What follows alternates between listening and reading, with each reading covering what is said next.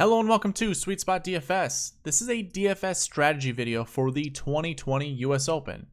This is the third video in my US Open series, my first one being course fit and second one being stat fit.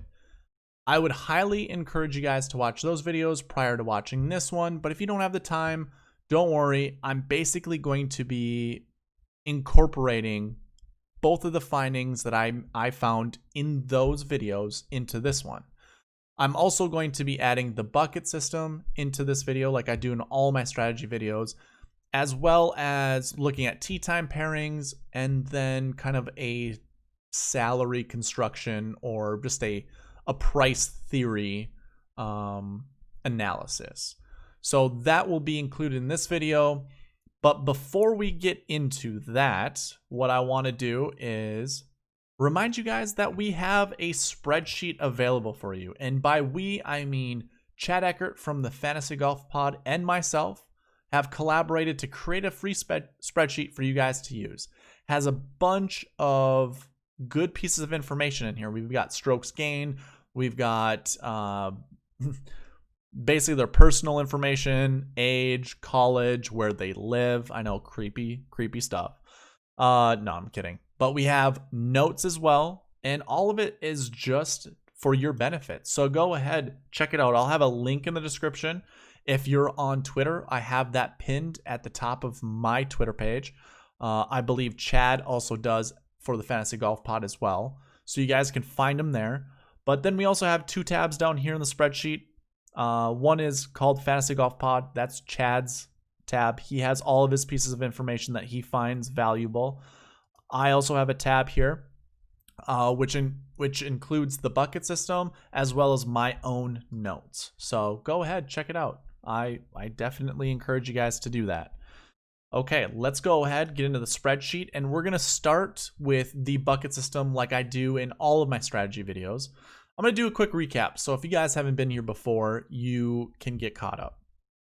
Basically what it is, I capture data for top 5 golfers and top 10 golfers. For the bucket system, those pieces of data are finishing positions from last year as well as last week. So your last year bucket, as indicated by the LY at the top left, this is the last year bucket for top 5 finishes. I capture all the data, put a count for how many times a golfer's finished inside one of these ranges, these finishing position ranges, and then just do a sum count, or just do a sum and then rank it. And those rankings you can find here.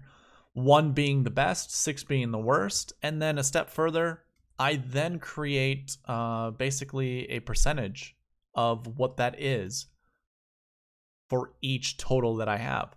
So what this would read for the last year bucket for top 5 finishes over the last 6 years dating back to 2014 is that 40% of top 5 finishers finished inside the 1 to 20 range for the year before. That's how that would read. And I'm guessing you guys know what last week would mean. That's obviously looking at the tournament that preceded the US Open. You can see those percentages there. I like doing the top 5 to hone in on a certain bucket. I use the top 10 as my ranking for each golfer on the spreadsheet. And that's because there are more golfers to gather from, or there's more data to analyze. So we're going to either see the numbers become more watered down, or we're going to find more polarizing pieces of information. I would rather it be more polarizing. That way it just further proves that a bucket is more supreme than another. For this week, you can kind of see the last week bucket ones reign supreme. And that's primarily because most golfers heading to the US Open take the week off prior to this tournament. Now, that is a little misleading because I don't have European finishes. So I know Tommy Fleetwood played last week, but I don't have that information captured here. If you do see a Euro golfer, whenever I go through this, If you see a Euro golfer that has a last week bucket one and you know he played last week, just ignore it. But most of my information dating back, it ignores that. It would be too much information to go for. I don't have a database of European finishes. We're just not there yet. So if you know that, just slide that finishing position into any of these ranges and go with it.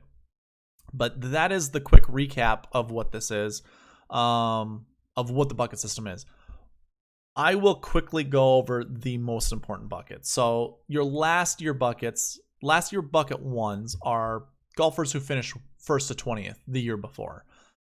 Last year bucket 2s are golfers who missed the cut. Last year bucket 3s are golfers who did not play the year before. And then last year bucket 4s are golfers in that 20 to 40 range, and then it goes to 40 to 60 and 60 to 80 for ranks 5 and 6.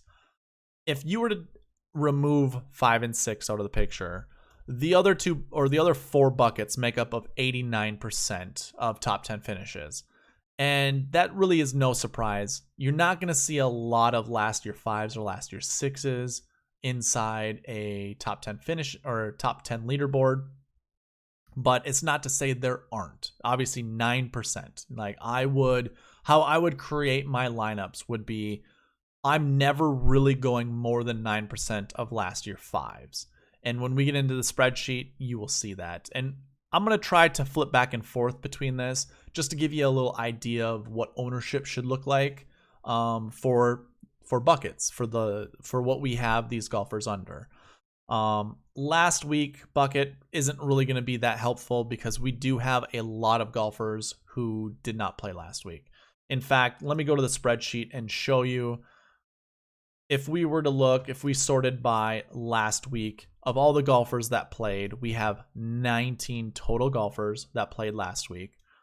3 of them finished inside the top 20, which is your last week bucket 2. So you can see Ches Reavie, Kevin Streelman, and Chesson Hadley. So when we go back to the notes page and we look at this, our last week bucket 2, last week bucket 2, 11% of the top 10 golfers over the last 7 years finished inside that bucket. Finished inside the top 10. Which really, you can, so how I'm going to create lineups basically is, obviously the pool is larger than just 6 golfers. And in a way, I should probably incorporate that in my ownership, but I'm probably not going to own any of those golfers that I just mentioned. Total ownership between those 3 golfers is not going to really exceed, I'm going to round this up to 12%. It's not going to exceed 12%. And that's kind of a fun way for me to cap my ownership. Now, if you're only creating 10 lineups, select one of those golfers in one of your lineups. If you don't like it that way, that's fine. You don't have to, but I find it to be kind of a good, I wouldn't say a way to hedge yourself, but basically a way to filter yourself from playing too many bad plays, essentially. So that's what this looks like. That's a bucket system in a nutshell, and that's what you're going to see when we look at the spreadsheet. I like to go a step further. I like to go a couple steps further, one being bucket combinations. So I capture all the bucket combinations for top 10 finishes over, from 2014 to present day. You can see them on the screen right now. I'm not going to count all of them, but I will say I did do the count down here. And you can see last week ones just reign supreme. For any bucket combination, you see 1-1s have happened 18 times over the last 6 years. Not every single year. So 5 of the last 6 years, it's happened. Same with 2-1s, 11 times. 3-1s, 7, only 4 out of the last 6 years. And then 4-1s, which is a really interesting bucket because we have a lot of notable golfers within this 4-1 range for this week's tournament. It's happened 6 of 6 years. And the only caveat to that is we have a total number of 8 instances that it's happened over those last 6 years. So really what it says is nearly 1 golfer a year falls in that bucket. we're going to find a lot, like I said, a lot of notable golfers within that 4-1 range, which is kind of fun because one way, okay, so I'm not telling you just play 1-4-1, but I am saying hedge your, not really hedge, but don't overplay 4-1s. And when you see what that, let me just get to it, I guess. Let me show you it really quickly. I'm going to go ahead, sort by the last week bucket one, and then go to the 4-1s. Actually, why don't I just do this? Here are all of your last year 4s. If I sort by salary, you can see it's led by DJ, then Colin Morikawa, Bryson DeChambeau, Patrick Cantlay, Hideki, Jason Day, Tiger Woods, Patrick Reed, Tyrrell Hatton, Paul Casey. There are so many good 4-1s that when you see that bucket, 4-1s, like what I'm guessing some of you guys are probably like, what the heck? How does that look going back in the last couple of years? Well, first of all, I don't have 4-1s. I guess I could do it this way. In 2019, it's really the only other year that I have 4-1 data. Obviously, you can see we have a winner, and then we have a 16th place. If I sort by salary, your top guy, who's not a 4-1, never mind. Yeah, let's get rid of 2s and 6s. So your top leaderboard looks good. Now, I know this is 2019, a little different players.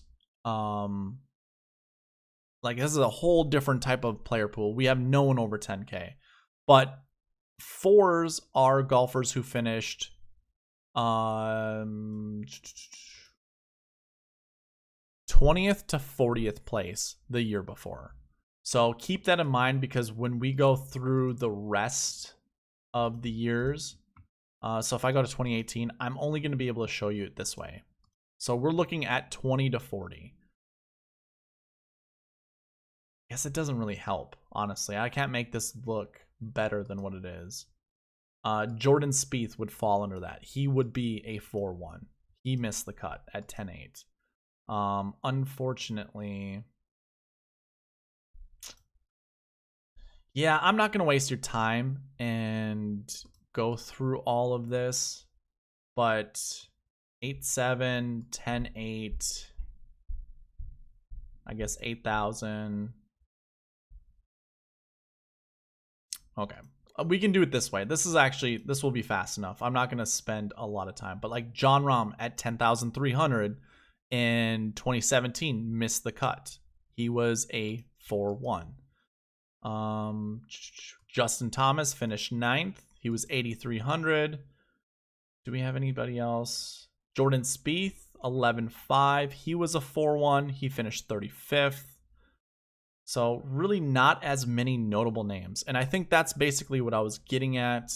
We're not going to find price for the rest of these guys. But basically what I was trying to say is we have way too many notable golfers here to say we're not going to see more than 1 4-1 at the top of the leaderboard. We're going to see 1 or less is basically what I'm trying to say. But what I am also saying is curb your expectations. I wouldn't play more than 3 4-1s. And most of the time you're probably not going to be able to. Even with price points, DJ and Morikawa, you really couldn't put those guys together in a lineup without really handicapping your lineups. But, I'm a huge fan of Jason Day, and I really like Hideki Matsuyama. I don't know. Well, I wouldn't mind playing either of those guys. I'm also a big fan of Paul Casey this week and Patrick Reed. I'm not going to put all 4 of them in a lineup. That'd be overkill. And this is what I like the bucket system. It's basically telling us not to play that many 4-1s. In fact, this pool of 4-1s, I know Shane Lowry is included here, but let's pretend he's not there. So 14 of these golfers, that's kind of the same number of 4s that we've seen in the past. Again, these are better golfers, so I anticipate seeing more than one of these guys inside the top 20. But I'm also saying, I'm also thinking we're probably not going to see more than 3, which to me is when I create these lineups, if I really like Paul Casey, Patrick Reed, and Jason Day, I'm going to stay away from, the guys up here. Like, I know I probably wouldn't be able to create a lineup, but maybe if I need to find a filler, I'm not going to include Billy Horschel. So that's one way to look at it, and that's one way I wanted to show you guys that. That's probably a little too long. I do want to go through the buckets, each one of them, and give you my best plays for those buckets. But before we do that, what I want to get to is an ease. I'm not going to spend too much time here, but basically of those bucket combinations, I have done a count of how many times they finish inside the top 5, how many times they finish inside the top 10, and put a percentage next to it. So you can see the 1-1 combination. The last year 1, last week 1. You'll hear me refer to it as the 1-1s. 30% in top 10s and top 5 finishes. That's pretty good. The next one for top 5s is 3-1s. And you can see 3-1s here in the top 10. It definitely drops. So if we have a high price 3-1, I think it's definitely worth playing. And actually a 3-1 is a good one to choose from. We're going to see a lot of first timers that are 3-1s.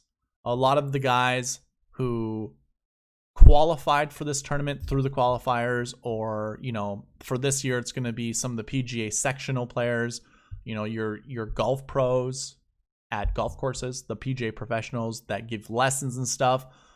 They have a qualification to get into this for this year, that is.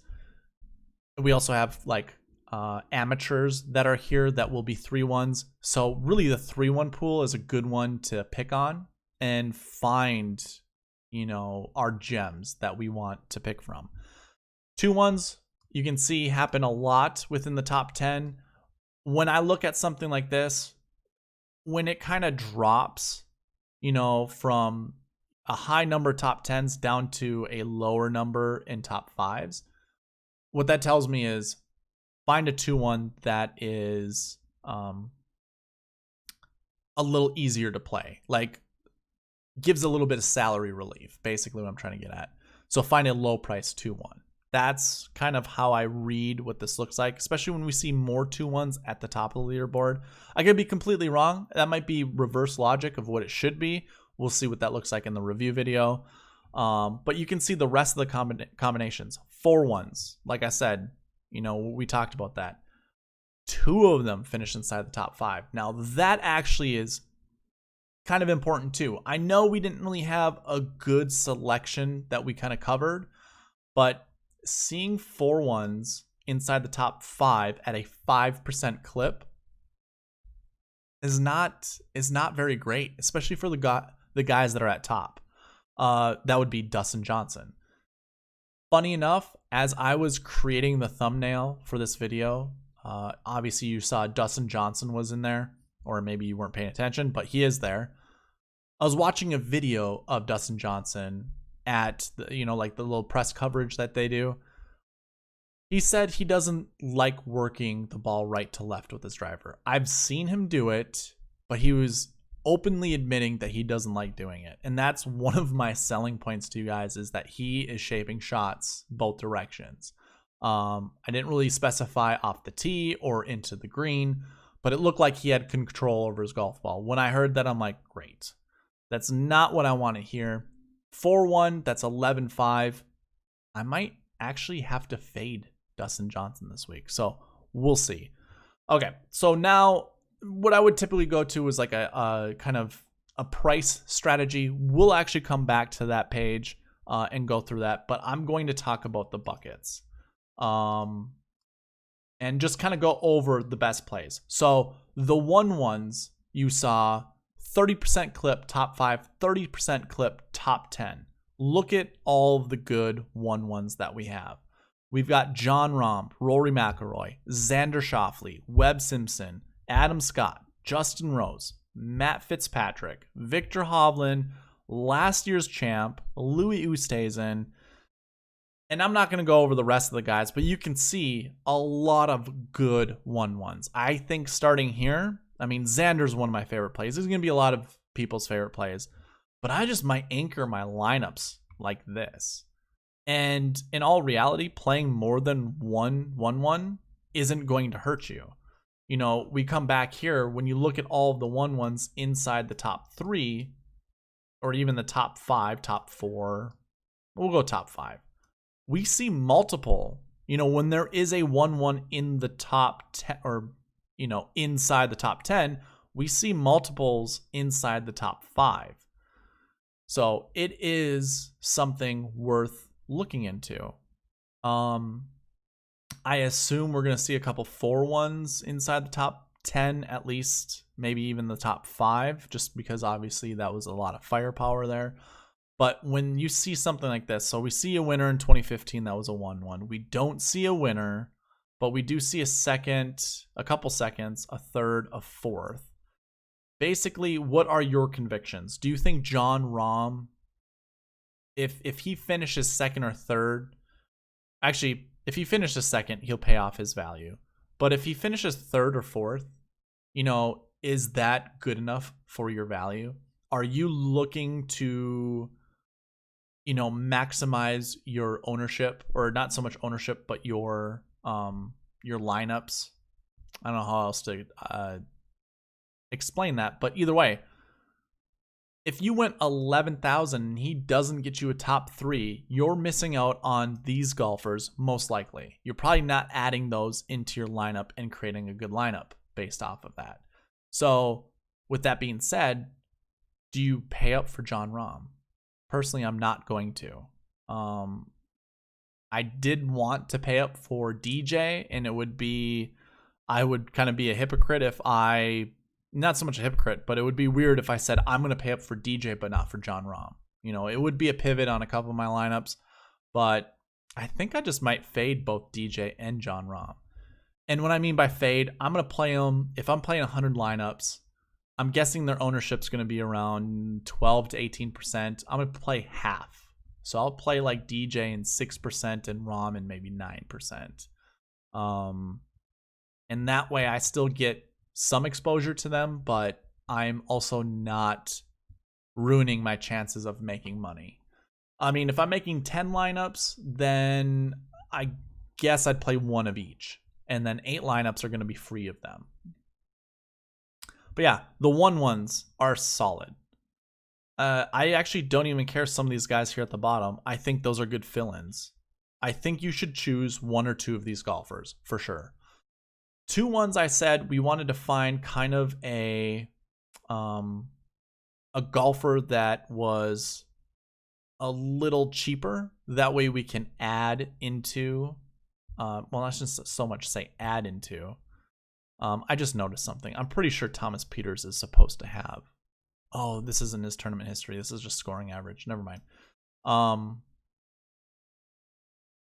Finding a 2-1 that is cheap, I think, is a good fill-in. But if you have, you know, convictions that Justin Thomas or Tony Finau are going to win, plug those as your anchor. Come up here, grab a couple 2-1s, and then probably grab a couple like 1 4-1, maybe 2 4-1s. It's going to be interesting in lineup construction. But of 2-1s, I mean, it drops pretty fast. It goes 10-7, 9-1, boom, to 7-4. So you can find a lot of your fill-ins, and that's kind of what my advice to you guys was to do, is to find any of these guys down here that are 2-1s. I kind of already hinted that one of my I like Thomas Pieters. A lot of people are going to like Thomas Pieters. And the reason I like Thomas Pieters, he can shape the shot. He can shape the ball all directions. I know a lot of people like him because he's a bomber. I know a lot of people don't like him because he's hot-headed. The thing is, the guy has a ton of potential. And in my opinion, potential is the ability to shape a shot however the hole needs you to shape it, to go along with distance. Like, that is max potential. That's why you see people like Jon Rahm and DJ at the top, why Justin Thomas is at the top. Guys who can shape shots with distance are going to be your elite golfers. Now you could have like a Morikawa that just does it one direction, but really is just consistent beyond belief. That's obviously a way to do. That's an Alex Noren. That's an Alexander Noren. And that's also a Bubba Watson. Bubba Watson can shape shots. It's just that he has ADHD. If he doesn't see, obstacles in his way that he has to either hit around or hit over, his mind wanders. He doesn't have a clear landing zone of what he needs to do. This course will provide a little bit of that. So actually, Bubba, I don't mind playing someone like Bubba. The rest of these guys, though, we're only looking at 2-1s. We can see some of these other golfers down here that are playable. But of the 2-1s, we could probably rule out a lot, like Renato Parator. A European golfer. Obviously, his value is pretty high based off of his points per game on DraftKings, which obviously comes from his Euro play. Same with Justin Harding. But like these golfers here, I could even include Matt Jones and Shugo Imahira. These golfers you could probably just write off. I'm including Jimmy Walker. I just don't think, since he got Lyme's disease, it's just he has not been the same. But either way, the rest of these golfers, play at your own risk, really. I do like Todd. Super, super consistent, at least off the tee. If the putter's hot, very good, and a very spectacular short game. So obviously that's doable. But anyways, as we scroll down here, now we get to the 3-1s. And this is sorted by salary. So you can see 3-1s are not highlighted by anyone who is in the elite category. Matthew Wolff is at the top of the 3-1s. Sung Jae Im is also at the top of the 3-1. If we go back to the notes and we look at 3-1s, 6 golfers, 16% of the last top 10 have finished inside the top 5. So 16% of golfers inside the top 5 were a 3-1. Should we look to see which golfers those are? So obviously it's good to know what a 3 is, a last year 3. Those are golfers who did not play the year before. So as we look at the leaderboard up here, we see no 3-1s in 2019. In 2018, we actually have to sort by this. We don't have a 3-1. We have a 3-3, I believe. Or are golfers who did not play? Oh, I apologize.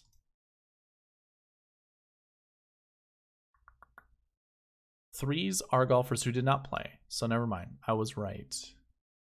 Yeah, 3s are golfers who did not play the year before. So we don't see that at the top of the leaderboard here, but we do have golfers inside the top 20 that fell under that 3-1. 2018, really, we don't have a 3-1. Is that correct? No, we don't. So first time we see is in 2017. Okay. I found that kind of odd, but so what do our 3-1s look like in 2017? Who were they? Brian Harmon, 6,600. Tommy Fleetwood, 7,400. Just 2? 1, 2. Yep. And then 1 in 2016, 2 in 2015. So who was the guy in 2016? Scott Piercy. And I'm kind of seeing a little trend here. Golfers with this bad recent form. 3-1s here. Brandon Grace, Cameron Smith. Actually, now that I'm seeing this, it looks more like European golfers. Fleetwood.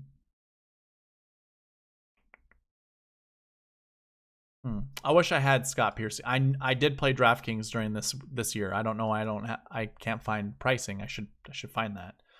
2014. Do we have one? Eric Compton and Jimmy Walker. Okay. So I'm guessing these are kind of lower price guys. So it fits right in with this year as well. But I guess what I want to do is let's hide this information, and we'll hide this. We'll come back to it. Look at tournament history. Kind of want to find something in the 60s if we can, because that's kind of what we've seen, and we're not going to. So, God, there's so many 3-1s. How many 3-1s do we actually have? 68. So that's why we're probably going to find 1 or 2 of these guys inside the top 10. And I wouldn't necessarily think it's going to be a Matthew Wolf. But having some tournament history matters. Oh, we're looking for recent form. I was looking at the wrong thing. Adam Hadwin. That kind of fits. Robert McIntyre, but I do want to find golfers who have played this before. Is that right, Tommy Fleetwood? Yes. So Sung Kang, even maybe a Max Homa.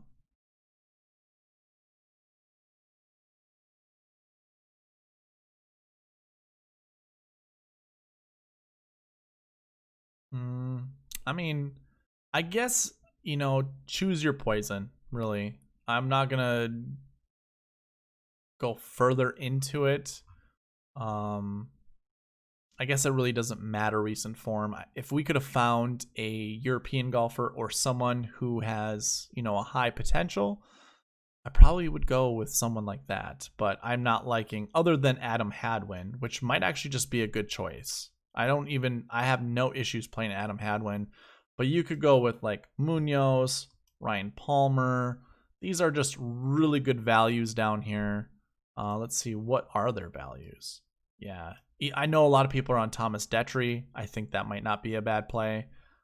Adam Hadwin's good value. Rasmus Højgaard is good value. Matthias Schwab. Ryan Harmon, I mean, he showed up at Aaron Hills. He plays tough golf courses pretty decent. You could play worse golfers down here. But I think finding someone down here is probably the way to go, honestly. A 3-1 that's in the 6K range, that sounds like music to my ears. Like 6'6", 7'4". I would assume Scott Piercy was in the 6K range. I'm pretty sure he was. I think it was 6,800 if I remember correctly for that year. So definitely something worth considering. Coming down to the 4-1s, obviously you can see more of these golfers here, but I'm not going to really talk about them. One other thing I want to talk about with the 3-1s, when we look at like the 2019 leaderboard and we sort it by result and then look at the top 10 results here, it might be worth mentioning that we see at least golfers inside that are having 1 or 2 top 20 stats attached to the name. Sure, we have a few European golfers here. Victor Hovland was, I think he was still an amateur at this point, playing last year. So 0 for those golfers. So maybe we find, you know, a European golfer that is a 3-1 with 0 stats, which isn't difficult. There's a lot of good golfers down here. Again, finding someone that has tournament history is going to be beneficial. So I should have here, let's hide this. We'll get to tee time soon enough. So really finding golfers with tournament history is going to be good. And really finding golfers that are good at grinding out a tournament will be good here. I mean, I like seeing Lonto Griffin down here. He has tournament history.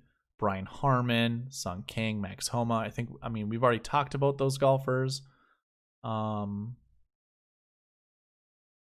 Yeah, okay. I'm not gonna continue going over that. So 4-1s, obviously we want 1, 2, maybe 3, but probably not go more than that. So if we're going the JT route, we're gonna try to find someone in this range down here, which there's so many good 4-1s. Like the 4-1s are just as good as the 1-1s. And the only thing is 1-1s kind of tell us a different story than 4-1s. We want to play as many 1-1s as we can. I mean, we want to play at least 30% in our lineups of 1-1s. 4-1s, obviously that number shrinks down to 11%, but we could probably play more than that, obviously, with how many good golfers are up here. It's crazy. I already know I'm fading DeChambeau. I'm more than likely fading Cantlay. I think I've talked myself into fading Dustin. I'm probably going to fade Colin Morikawa as well. I think I can play each one of those guys in one lineup and make it, make my best lineup possible and throw them in winner take alls. And just if they hit, hopefully I hit in that tournament and make my money back. But other than that, I think I can find better, 4-1s. Like right in this range is pretty good. Really like Jason Day as well. So definitely thinking about that. 5-1s. Let's go back to the percentages. 8% of 5-1s have found the top 10. That's not the right way to say it. Out of top 10 finishers, 8% were 5-1s. So out of this whole entire group here, if you're making 100 lineups, having 8% of 5-1s in that will definitely narrow your pool. It'll also polarize your playing pool. So you would just be fading most of these golfers naturally if you were to follow the bucket system, which I think for 5-1s it's not terrible. Now a 5-1 has won this tournament before in 2014. Who was that? Martin Keimer. So really came out of nowhere, had a 59 finish position, but had good recent form. Can we see something similar? Sure. Berger, English, Kisner. So if you're choosing any 5-1s, maybe you go with them. Maybe that's a huge tell right there. 6-1s, and really just last year's 6s in general is just an ugly bucket. And one of the key guys, Tommy Fleetwood, pretty amazing. So 6-1s, as you can see, we have one 6-1 that has finished inside the top 10, and that was an 8th place finish in 2016. You can see here, again, not many last year 6s. I don't know if that trend breaks, honestly, because it's one of those weird universe things where a lot of people are on Tommy Fleetwood. His bucket does not align with a good performance. He's a great grinding player. Like he fits the mold for this tournament. He fits the course. He's got great course fit. His overall POA is good. Like he has good stat fit too. It's just the bucket system is telling me don't play him. And if you do, play him in the least amount of lineups as possible. 1.56%. And out of all the other 6s, you saw a notable name there as well. That would be, oh no, it was Phil. But it would be Jordan Spieth. I was thinking Phil, but I do know another notable one would be Jordan Spieth. I don't know.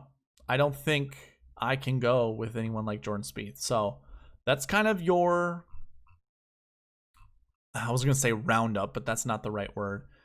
That's your recap of the buckets at this tournament. I mean, there aren't a lot of last year ones, but we do want to find at least 2. And if we come back, one thing I like to look at is I like to min max, and I like to do it with the top 5s. So when I look at top 5s for last year ones, the min was 1, and that was in 2017.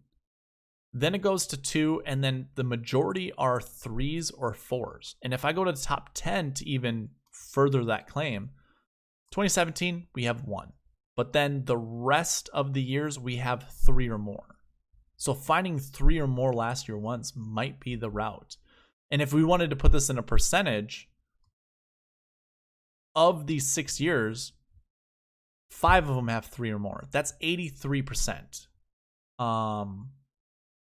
So maybe in our lineups, so I'll pull up the lineup construction page. I just wanted to see how much would be left over with Dustin. But if we were to create a lineup here of last year ones, let's say we start here, here, And then, man, let's go with Ches. No, I want Danny Willett.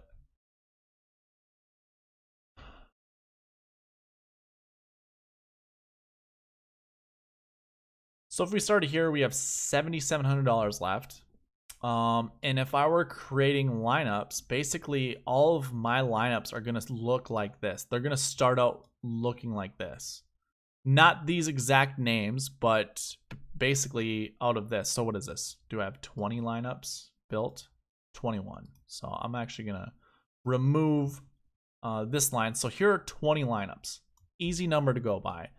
So if 83% of 20, and sometimes I bring the calculator out for this. Sometimes I just eyeball it.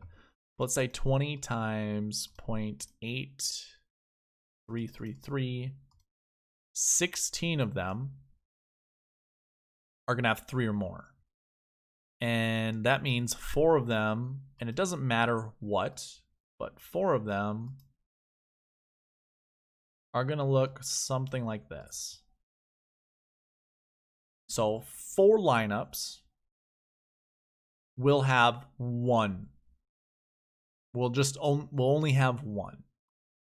So obviously if I'm doing 10 lineups, then 8 lineups will have 3 or more. 2 of them will just have 1. And this is a good way to basically protect yourself from going overweight on a bucket system. And obviously when you look at the percentages of what the bucket's telling you, obviously there is the chance that we see a year that only has 1. Maybe we see 0. Maybe you should play a couple lineups that don't. But really the likelihood of a last year 1, at least multiple last year 1s finishing inside the top 10 is pretty high. So that's how I would create lineups based off of this. And then I would fill it in like the rest. Obviously we've seen last year 4s, each of the last 6 years. So we can grab someone that we like here. Obviously I like Jason Day, so I could just go ahead, add that right here. And if we like more last year 4s, all of these gaps that have them, we certainly can create that. So obviously I like Hideki. I can put him here. Let me scroll over here and grab people from here instead. I can go ahead and grab DJ, put him here. Now 6,500 is pretty gross, but I could obviously put like Danny Willett there instead. So if we wanted to put one more 4-1, because obviously we know a 4-1 is going to happen way more than what I've suggested it would, we could have something like this. But then, the same thing applies for the other buckets. We go back here and look at the other last year buckets.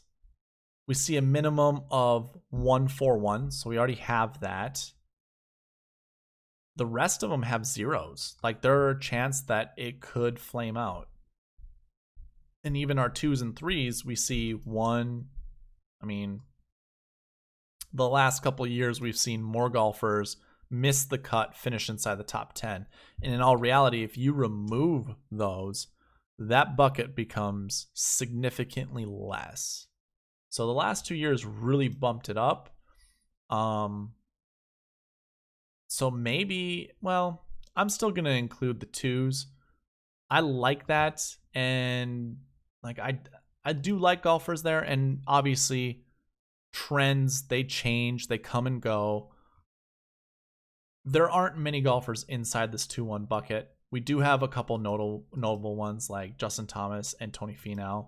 But obviously what we can do is look at the numbers here and say, okay, there was 1 year where there was 0. So we can put at least one of them in, again, 83%. So how about we do something like this? Go back here, do something like this, and I can go ahead and remove that, maybe remove this. I don't really care where I'm doing this. I'm not really trying to choose where I'm doing it. But anyways, we go like that. And then fill in the rest with the other buckets. Obviously, this gives me a bunch of playroom, you know, to create lineups. But this is a way that can randomize your lineups, can get you on players that you probably wouldn't be on, but also provides you a good starting point, I guess, is what I feel like this does. So we went through all of those. We went through all the buckets. Now, the last piece that I want to talk about, and I really didn't include course fit or stat fit into this video just yet. I'm not sure if I'm going to. It's getting pretty long. Had a little fun with the bucket system. But really, a lot of these golfers I'm choosing kind of fit under that. And I guess if we were to go back in time and we did a course fit video, or if we were looking at a course fit with all this information populated, I would look at overall POA, look at my golfers here at the top, and, you know, find the ones that I chose. I was on Jason Day. I do believe I liked Paul Casey. Rory McIlroy was at the top as well, so I can include any of these. Rory is a 1-1, so that works out for me. I can pair him up with one of these 4-1s, and you can see a ton of 4-1s here. So if you're looking at a course fit, this wouldn't be terrible going with a 4-1. Obviously, looking at price is going to matter, so definitely consider that. But, you know, we want to find golfers who draw the golf ball. We got Casey, Cantlay, Jason Day. I don't know if John Rahm really does, but Rory McIlroy, Adam Scott also, he shaped shots both directions. The rest of these guys, I'm not sure. Tommy Fleetwood draws the golf ball. I do remember talking about Tommy Fleetwood, how I like that, or I like him because of that. And obviously we have Patrick Reed down here. Tommy Fleetwood, I didn't know he was a 6-1 before making that course fit video. So obviously we see that. I'm not sure how I feel about that. But let's see. Course fit, we went with shot shape. We did grass stats. What else did we cover on course fit? I believe tournament history as well. So obviously we can see a lot of the tournament history. A lot of the same guys show up. So obviously J-Day, Patrick Reed, Louis now shows up. He draws the golf ball. I like that. He definitely fits this course pretty nicely. Cantlay is back up here. We do see Colin Morikawa, but I'm probably going to stay away from that. We see Xander up here. I like Xander. It all worked. Well, yeah, tournament history wasn't one that we were looking at, was it? Yeah, whatever. Anyways, and then the stat fit, you can just look. The guys that have more than, I think it was 5, right? We wanted to find more than 5 stats.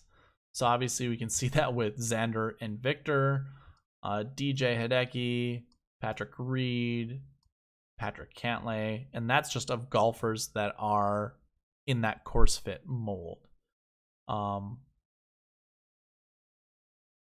Let's go ahead and look at Time Pairings, and we're just going to scroll through this really fast. I don't see anything in the morning. Reeve actually is very intriguing. Reeve and Streelman both played last week, and they both had top 10 finishes or top 20 finishes. So I actually think one of these two golfers might actually finish inside the top 20. I know it's weird to say. Reeve did it last year, so I'm not sure if that's going to correlate, but like maybe Kevin Streelman, you know, something like that helps him out. Reeve definitely has a better track at US Opens. And then they're also playing with Sung Kang, who has an 18th place finish. So I think it might be good. I did highlight the golfers I liked, but I saw that right away. English and Todd, one of your, like, the 2 of your best consistent golfers. English does have 6 top 20 stats, so that's something I liked seeing. I liked a lot of these golfers for different reasons. I think Danny Willett could be a good European golfer that has no stats to look at. But a very good grinder. Actually, a lot of these guys here, all of them are good at grinding out tournaments. So I highlighted them because I like them. Matsuyama, Reed, and Spieth. I couldn't feel, well, I think, I just don't know if this helps anyone. Like, Hideki, I don't think is very personable. I don't think Patrick Reed really likes to talk to many people. I think that, I mean, Jordan Spieth was already playing bad. I think this hurts him even more. And I actually think it strengthens these two. The fact that there won't be much chatter is just going to allow them to be themselves. I could be completely wrong. Maybe these two made amends from their Ryder Cup differences, but probably not. So I do like Reed. I like Matsuyama. I'm probably not playing both of them together. Well, that's untrue. I think it's definitely beneficial to play both of them either Thursday or Friday in a showdown slate. I'm not sure how I feel about anchoring my lineups, my Thursday through Sunday lineups with them, but it's possible. Here's a group I like. Now, I'm a little hesitant also because Sergio could really bring down this group. If Sergio has a bad putting performance like he did at the Safeway, there's nothing worse than watching a guy hit shot in and shot, like just so many good shots into a green and not convert for birdie.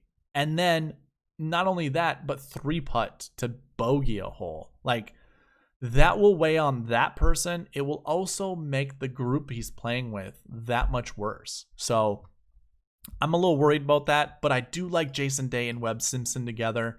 They both hit similar shot shapes. They both hit that nice swooping draw. That's going to play really well at this golf course. I like them together. I didn't highlight this group mainly because I'm just going to full fade, Colin Morikawa and Tiger Woods. Not saying I don't like Justin Thomas. I do. I just don't know if any of these guys are really going to get a bump off of each other. So I'm not sure. Really like this group though. Now that I see Justin Rose being a 1-1, 8,400, I think I have to highlight him. I don't like playing Justin Rose. I really don't. But Rory McIlroy, Adam Scott, they both hit very similar shot shapes. Rose kind of goes the opposite direction, but they're all very high quality players and they're all playing together. I like that quite a bit. I'm going to scroll down through all of these guys. You might see some names, like Adam Hadwin, a Canadian group. Interesting. Didn't even see that before, but that actually might help these guys out. It might be worth playing them. Corey Connors is a golfer a lot of people are on. Maybe it's a good play. I'm going to scroll through these guys. You can see who some of these guys are. I do like Peters. I don't like the group he's playing in. I don't know if that's going to hurt him or not. It probably will, but oh man, I do like Peters. Hadley was a guy we were talking about. I don't care about the group he's in though. I don't know, again, if that's going to hurt or help him. Bubba Watson is in a group with Westwood and James Segru. Segru just won the UK amateur. It's like the it's like the equivalent of the US amateur championship. He won the UK. So it's just think of like US Open, the Open, US Amateur, the Amateur. So he won that one this year.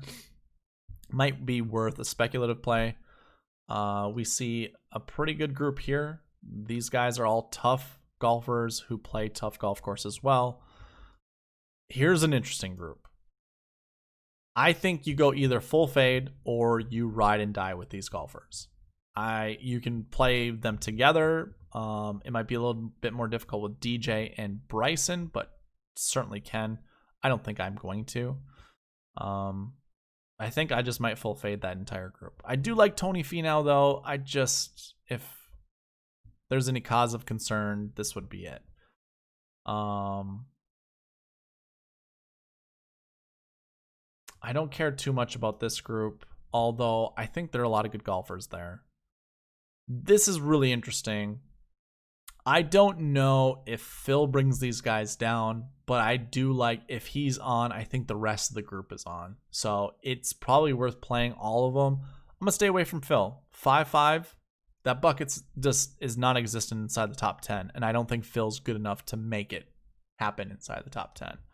At 7,300, you probably don't need him inside the top 10, but I can't just pick a player to make a cut. That's not something I care to do. He could. But yeah, I think John Rahm, Paul Casey together, pretty good. Xander is in a group with Brandt Snedeker, one of the guys I just absolutely cannot watch standing. I can't stand watching anymore. That ass backwards.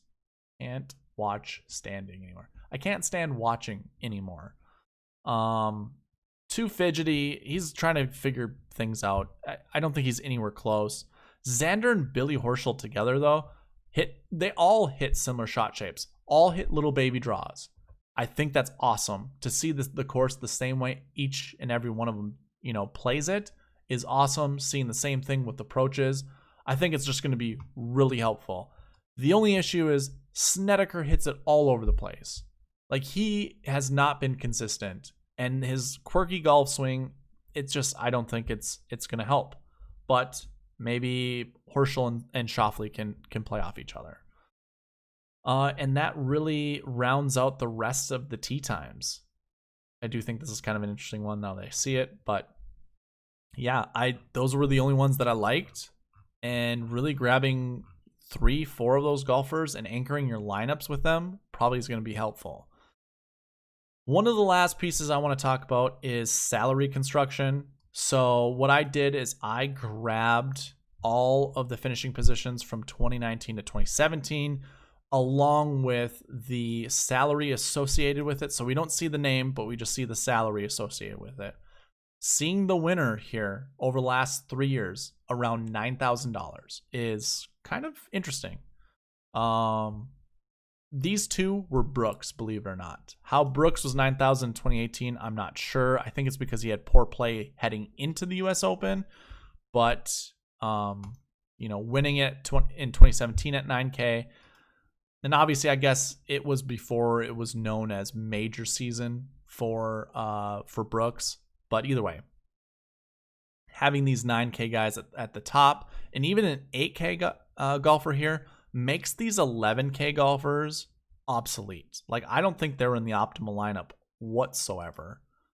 In 2019, yeah, Brooks Koepka was not a part of the optimal lineup. And I'm guaranteeing in 2018, yeah, DJ was not inside the optimal lineup. So the 11K guys, when we have a 9K or 8K golfer win the tournament, do not find the optimal lineup. It's not to say you can't make a good lineup with them in it, especially if you have the winner plus 11K.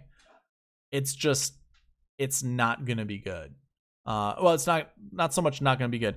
You're just not going to be able to round out the rest of your roster with, quality golfers, basically. So keep that in mind. I don't think the top guy's going to win.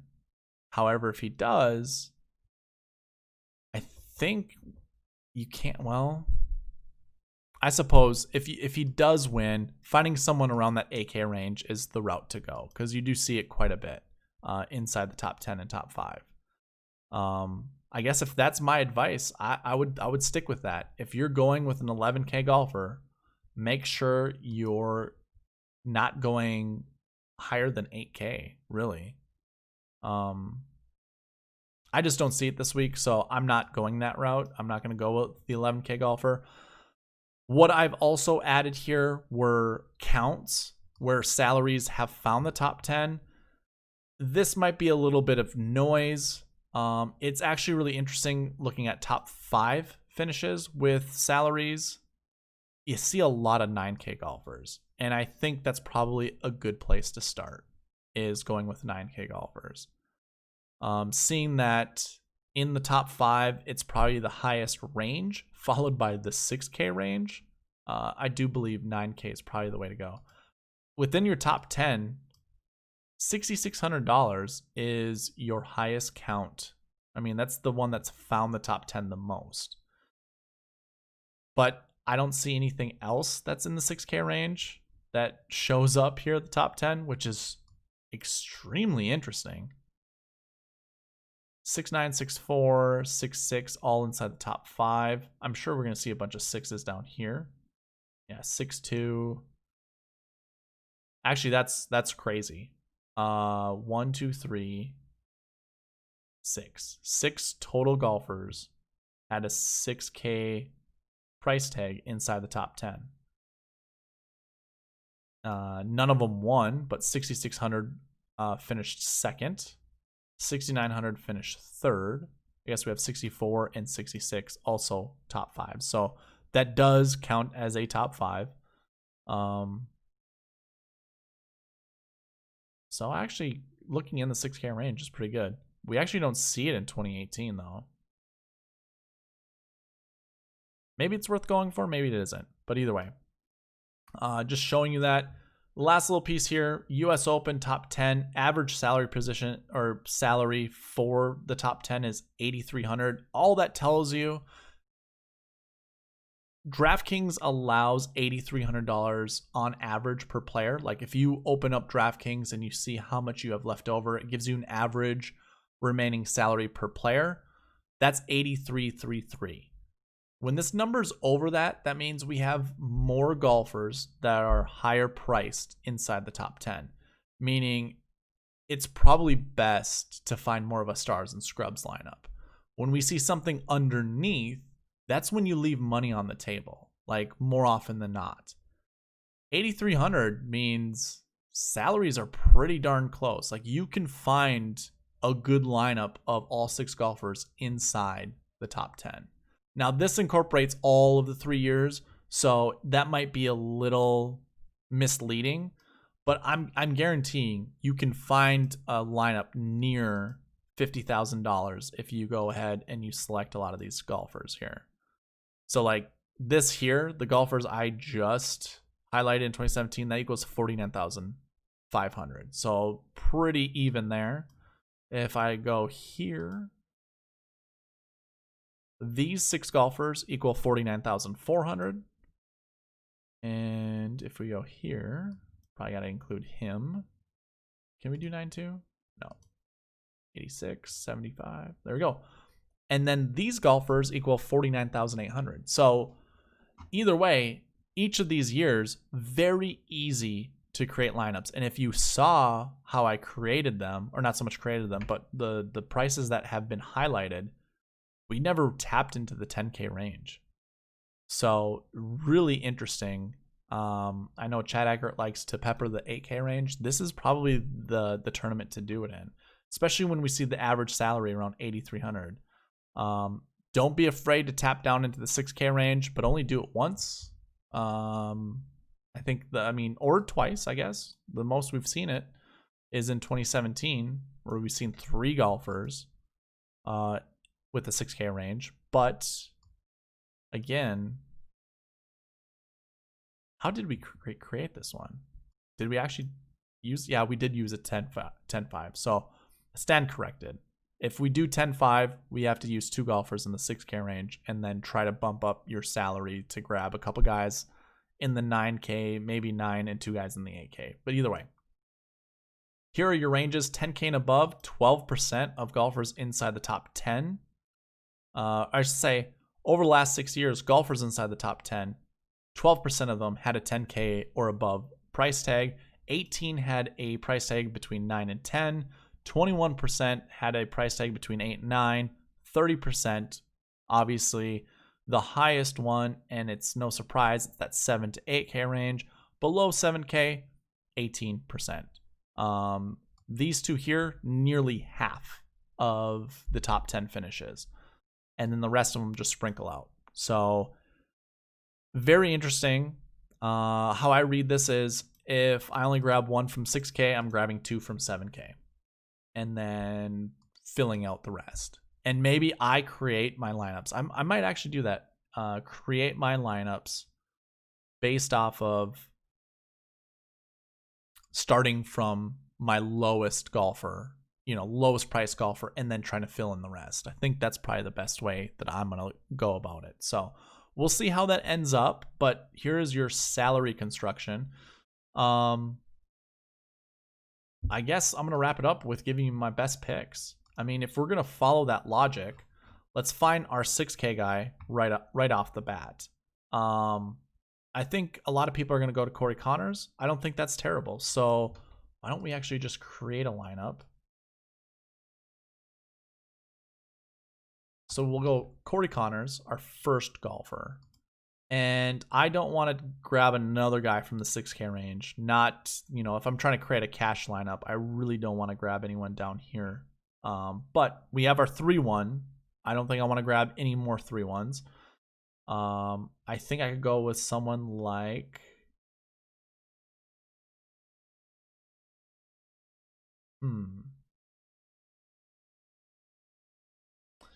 We'll go with Paul Casey. So here is our 4-1. I'm sure we're going to grab another 4-1. I do want a 1-1. I'm very tempted in choosing Louis. So why don't we just go with Louis? We might upgrade him to someone else. But now we have a 1-1. And we have $9,200 left on the table. So let's grab another golfer that we've been talking about a lot that we like. So Patrick Reed is going to be one of them. So that's another 4-1. Actually, I'm going to replace him with Jason Day. Just because I do like Jason Day. He was one of my favorites. I'm actually going to grab Xander. I can't not have Xander, so we're going to include him. I do like Webb. I'm $1,000 off from playing him. I have to choose someone down here. And actually, I could include Reed. But if I'm following the last year bucket logic as well, we can do something like this. We can also substitute any of these 3 golfers, and really we could substitute Corey Connors, but I think if I'm going to, is there a 2-1 that we can just fill? I mean, we could go with Brendan Todd. Brendan Todd at $7,400 instead of Louis. I mean, that gives us $500. So this kind of gives us a little bit more of an all-around, an all-around, what am I trying to say? Lineup. I can also, if I'm creating more lineups, do something like this. So we can include a Louis, we include a Brendan Todd. If we're going to pivot from Jason Day, who do we go to? I can go to Adam Scott. That's not a terrible pivot. It's actually a pretty darn good one. So right here, now we're stuck with 3 1-1s again. Now we change to a 2-1, a 4-1. It's just, I think, starting small, starting with your low guy first, unlocks lineup potential going forward. I mean, if we really wanted an all-around lineup, I think I would do something like this.